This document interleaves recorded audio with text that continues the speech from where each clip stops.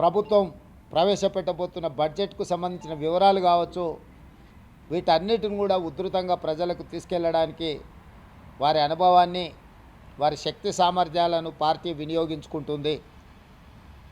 యథావిధిగా కొన్ని గోతికాడి నక్కలు ఏదైనా జరిగితే బాగుండు, లేకపోతే ఒంటె పెదాలకు నక్కలు ఆశపడ్డట్టు పెద్దలు జీవన్ రెడ్డి గారు చర్యల వల్ల కాంగ్రెస్ ప్రభుత్వానికి, కాంగ్రెస్ పార్టీకి నష్టం జరగాలి అని ఏవైతే గుంటనక్కలు ఎదురు చూసినాయో వాళ్ళకి పెద్దలు జీవన్ రెడ్డి గారు ఎలాంటి అవకాశం ఇవ్వలేదు. ఎందుకంటే వారి అనుభవం, కాంగ్రెస్ పార్టీ పట్ల వారికి ఉన్న కమిట్మెంట్ ఇలాంటి ఆశించే వాళ్ళకి అర్థం కాదు.